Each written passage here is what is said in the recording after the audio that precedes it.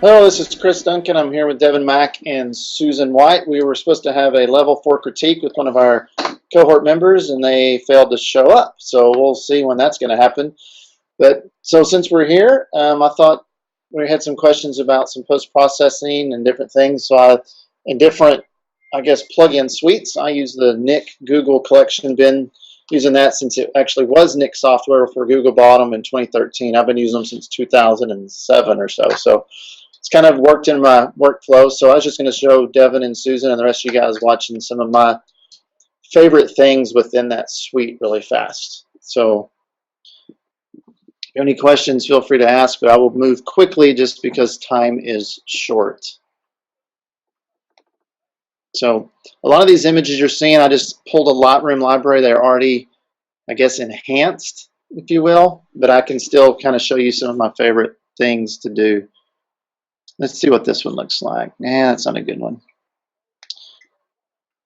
Susan was asking about skin smoothing, and she uses, she got a trial of Portraiture. So let me see if I can find one. These are probably, well, we'll do this. It'll be, oh, this will be a good one. This works out of Photoshop or Lightroom. I'm just going to do it on Lightroom because it's easy right now. I'm going to edit in Color Efex Pro 4. I can edit a copy. Right here, I'm just going to select JPEG. You can do it as a TIFF or a PSD, and it will create a copy. So I still have my original, then I'll have my one that I sent through the NIK Collection. And it loads your last filter, but you were asking about skin smoothing, Susan, so let me zoom. Let's see if I can zoom in. There we go. I'm going to hit this dynamic skin softener, and it works similar to Portraiture. What it does is it takes those tones and it reduces the contrast on those tones and puts a small Gaussian blur around the pixel. I mean, that's really what it's doing. It's just color based. So I can hit this color picker and pick on his skin, and it's only going to blur that skin tone, not the whole image. And so this color reach slider is like how far I want it to go beyond that color or how precise I want it to be on that color. And then you have these little things like small details or medium details. So I can really make him look plastic by pulling those. I'm looking just at the guy now. Or I can bring those a little bit less. But here's what I really love about this over Portraiture. Portraiture is going to be more, you still have control here, but it's putting it on the wall, and I don't want it on the wall, so I'm going to hit this little control point. It's a positive control point, and I can put it just on his face. Let me show you this. I'll show you that mask. Look how precise that mask is. It's pretty incredible. No brushing or anything. That's just dropping a control point. So I couldn't spend that kind of time brushing it. And then I'm going to add a filter, and I'm going to add it again, another dynamic skin softener. And this time I'm going to select her skin tone. And I can make her a little more smooth, do the same thing, plus again, and just plus it on hers. Show you the mask on hers. And look, if I take this mask really small, you can see how it only affects those areas.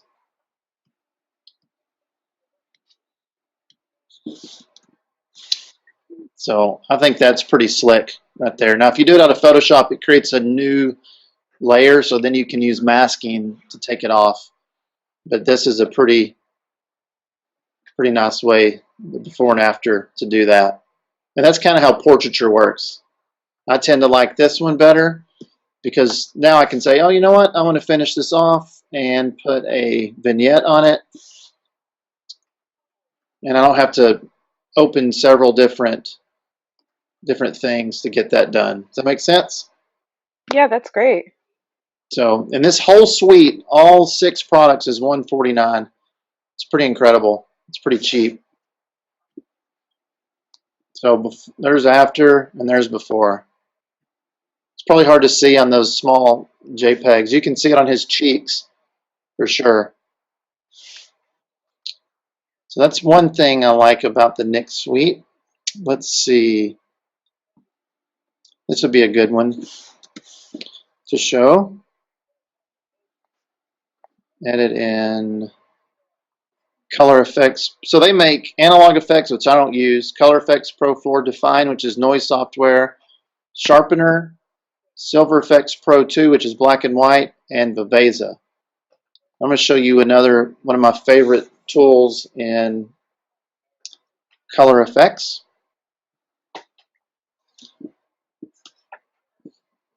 And I think in Topaz, this is, I don't know what Topaz calls it, but I know they have one similar.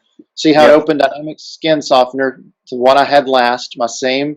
It remembers your last preset, so if you're going to do multiple images, that's nice. And actually in Lightroom, you can open multiple images. I'll show you that in a minute. But one of my favorites in here is Detail Extractor, which kind of gives this grungy tone. I can really crank that up for effect if you want to see it. My sweet spot's around 20%, then I bring the contrast up. And the effect radius I take to fine. I like it to do a little smaller detail. Let me zoom. We can zoom in on, well, maybe we can't zoom in. There we go. But see, look at that. Let me turn that off and on. Look at that in her hair and in her clothing. How it really brought out that detail that digital tends to soften. So that's really nice. Once again, with these control points, I'll hit the minus. And this is exclusive to the NIK collection of the control points. Other ones have brushes and minus brushes and plus brushes. But this drop and click control points exclusive to NIK. That's a nice Look at that feature. mask. Look at that. I masked that face like that. How awesome is that? Let's say I want to take it off her hair. Well, maybe I can find her hair. It may not do as good a job on the hair. Or just her headphones there. Oh, I'm selected the wrong mask. That's why. Ah, now it's getting it. Look at that. Look at that mask around that edge of her hair. You think you can do that in Photoshop? That's a pretty detailed mask right there. So, anyway, I get really excited about this product. So what I like to do on this is after I do that, I'll add one they call tonal contrast, which is going to make it look goofy, I think, for a minute, because it adds a lot of saturation, which I'm not a fan of. But this you can control your highlight, contrast, your midtones, and your shadows. So I tend to bring my highlight down, my midtone down, and my shadow up. That's probably down too much. If I do a side by side here, you can see the difference that makes. But I don't like it on the background, so a minus control point. And then I'm just going to copy those control points around, take it off the background. Now I just took tonal contrast off the background, but this is pretty cool right here. Copy control points. Then I'm going to go to my detail extractor and paste the control points. And then I took them off my detail extractor just that quick. So I was able to just put my effect on my subject and not on the background. Really easy. So that's one of my favorite filters within Color Efex Pro. Then I will show you one more of my favorites in there. Let's see what would be a good image for that. Oh, this one right here. Any questions? Nope. I don't know if Susan has questions. Sorry, no, I had to mute my microphone for a minute. No, this is great. This is very cool to see, actually, how to work with the program. So you see it loaded detail extractor because that was my last one, which actually works pretty well on this. But this is one of my favorite filters, but you got to be careful when you use it. It's called Sunlight. And it's going to make everything really warm and really blurry. See that? Which I think is too much. This image, it might actually work, but usually it's too much. It takes out their skin tone. It kind of softens it. But what I do like on it is these plus control points. So I'm going to expand my control point box and bring the overall opacity down to about 10% of the whole effect. And now I'm going to hit a positive control point, which means I will add the effect to certain areas. And I like to put it in the trees at about 50%. And then I can just copy that control point and drag it around and put it on little areas that I want this little burst of bright, colorful light. Like maybe up here on the sun on their truck. Or maybe inside the window there. Just get a little, it's a very subtle change. And I think that's what all this is about, is nice subtleties. Let's maybe put it right here. Once you get the hang of the interface, this is really fast.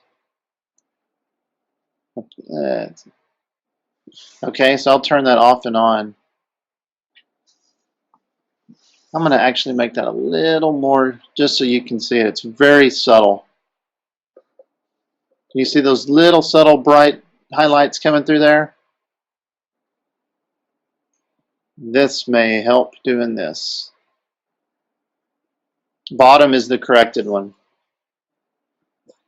And I know it's probably hard to see on the screen. But now what I'll do is, I think to make an image have a lot of depth, if you can add a little more contrast, I'm going to do what they call midnight, which makes it look like a nighttime scene. See that? Which is pretty cool. But remember, and I usually use the sepia tone because it's warm, and I call this my sun and moon effect. I'm going to bring the control point, or the lower overall opacity, down again. But just where I did those sunlight spots, I want to highlight that contrast by adding dark next to it. So in the trees, I'll add another control point, maybe not that heavy, but it's right next to where I added the sunlight one. So I'm creating contrast. So now you can really see those bright spots pop out because I'm darkening these other areas very selectively. And then I may take it off of the girls here because I don't want them to have that warm sepia tone.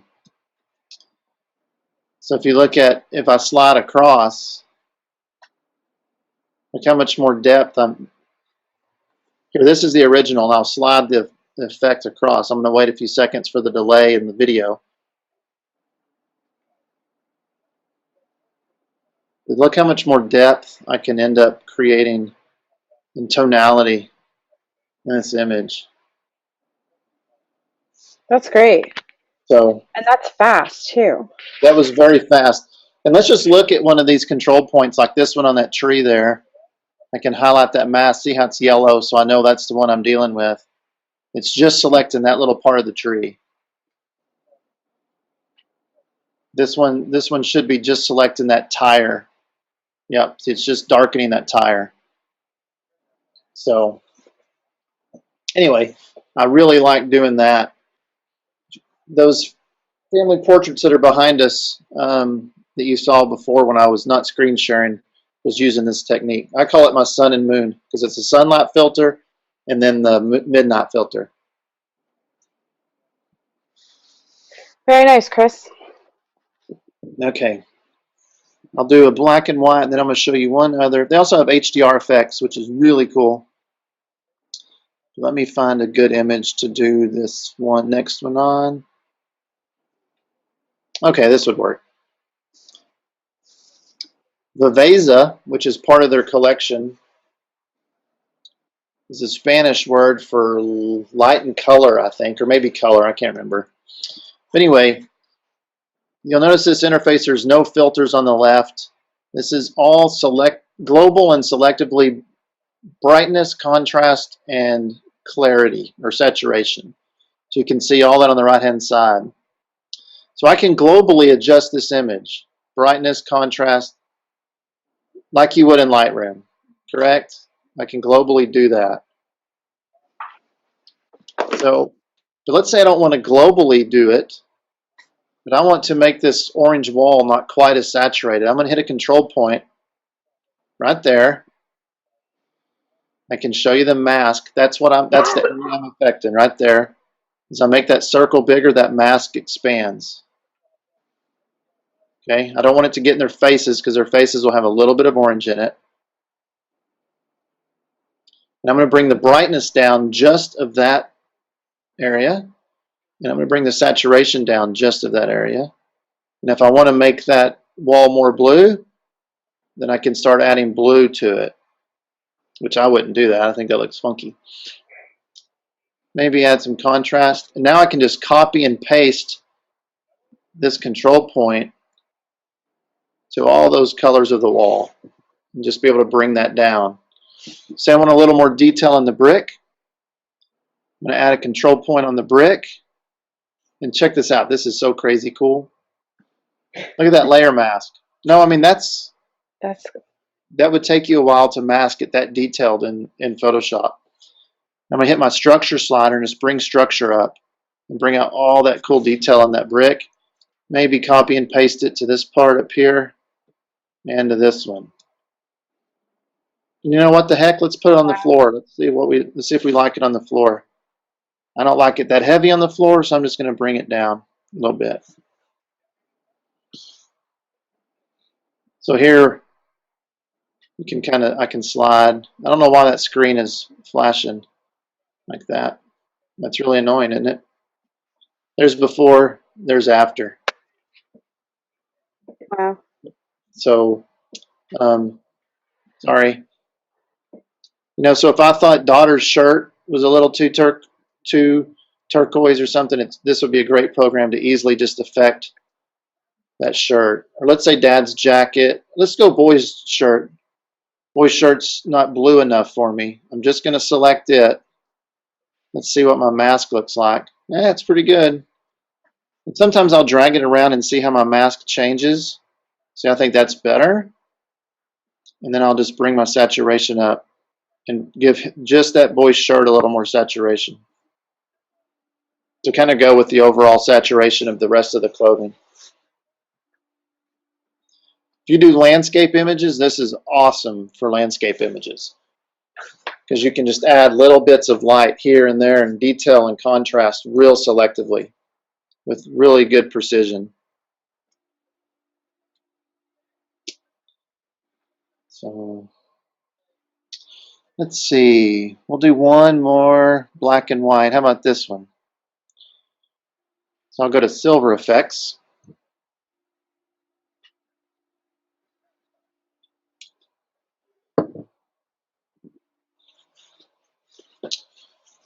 Silver Efex, when you start it, has all of these presets built in here that you can choose, like this.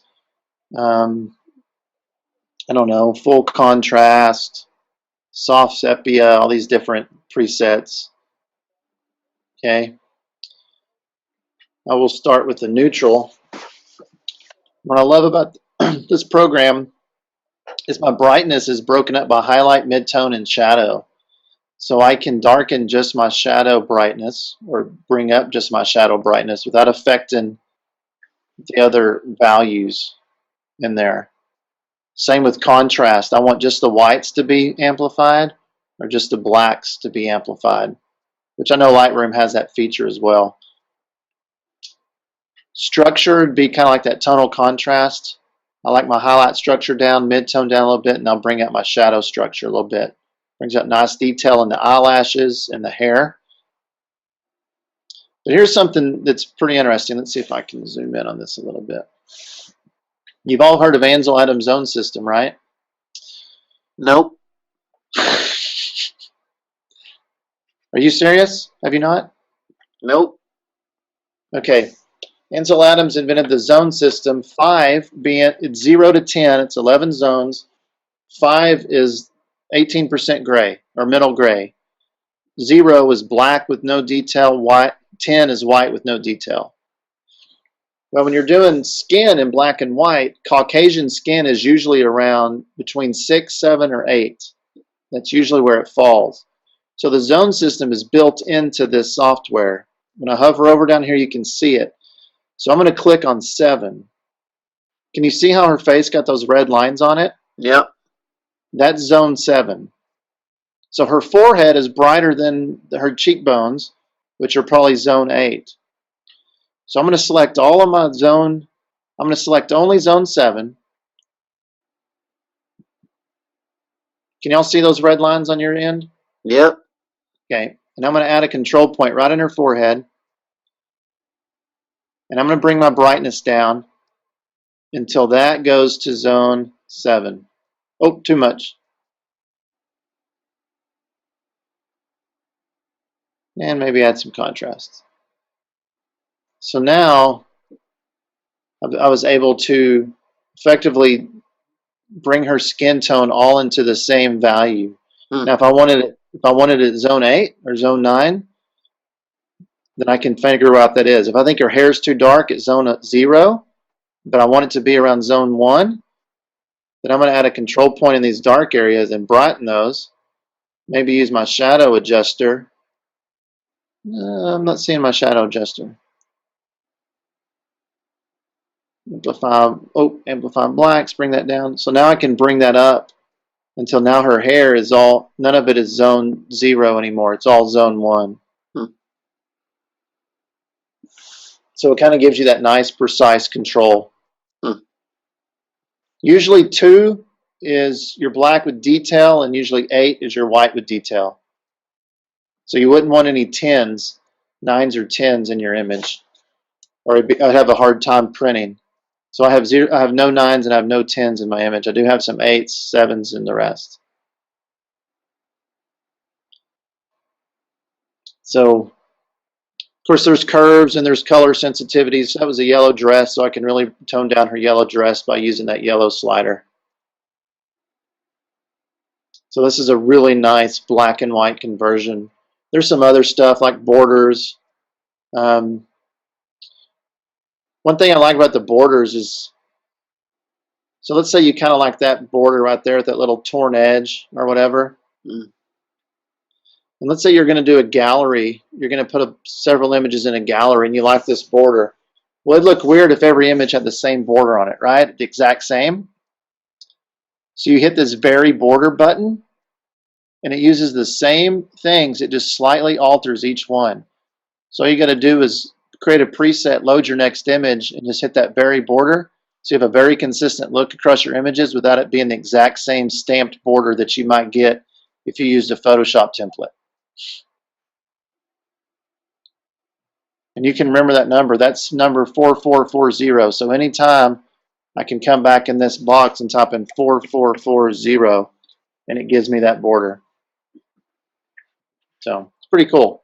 It's very well thought out. They have the borders in Color Efex Pro too if you want to do it on a color image. So, of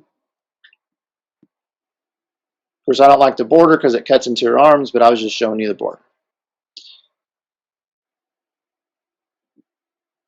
Here's one that I did with that sunlight filter. This is a low-res file. Sorry, you can see I did that sunlight filter right here on those trees that I was talking about. Yep. And probably right here on this edge of the trees. And then I would do that midnight down in the corners just to give it a little more contrast.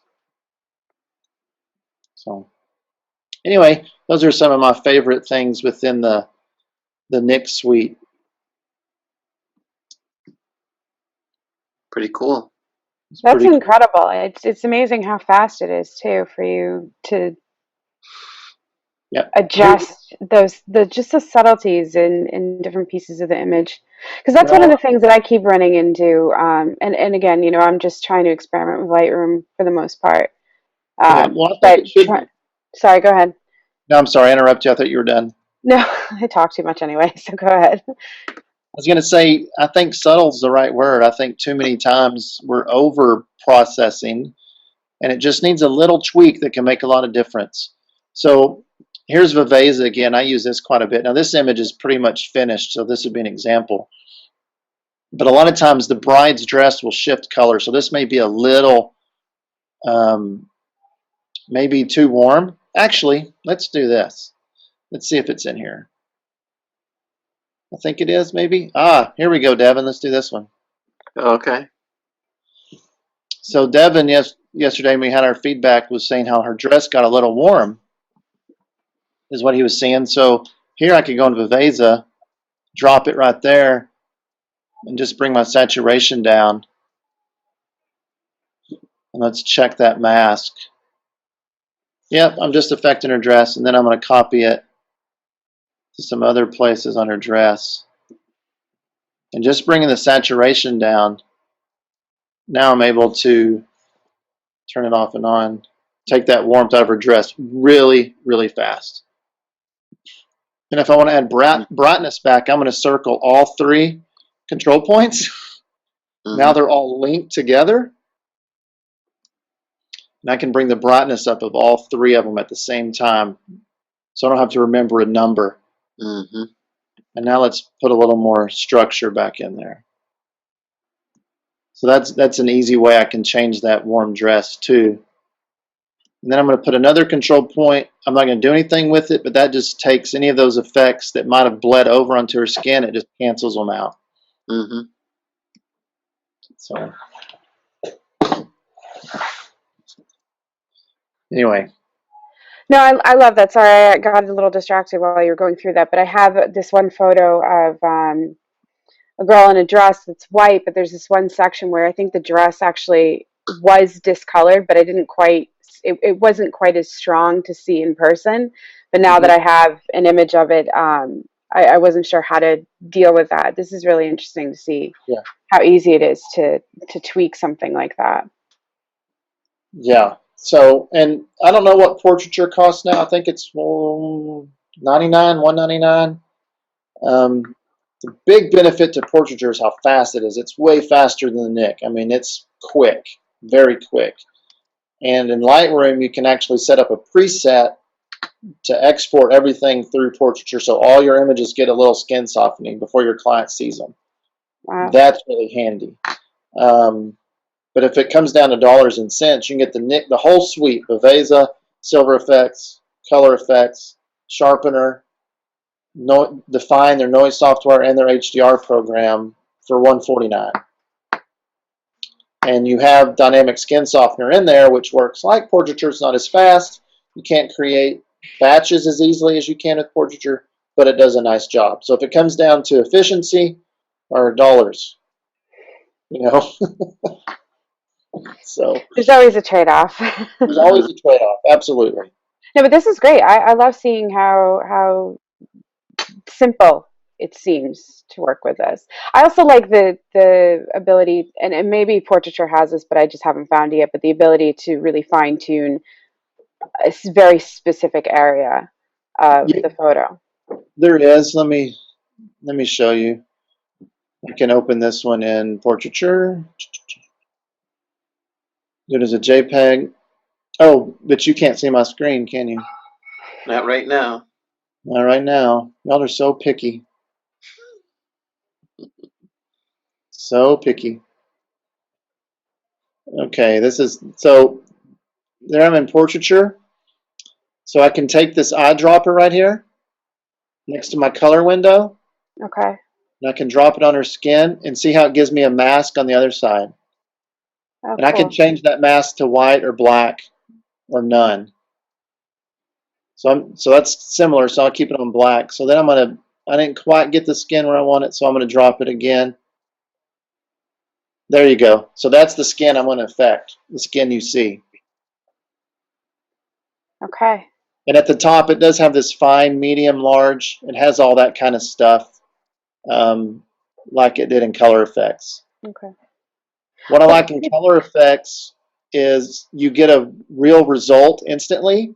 This you don't get your preview doesn't give you as an accurate result until you render it. So, I mean, there's a little bit there. I guess you get a little bit of a result, but I like the Color Effects because it's all one. I can do everything there. I can do my vignette, my detail.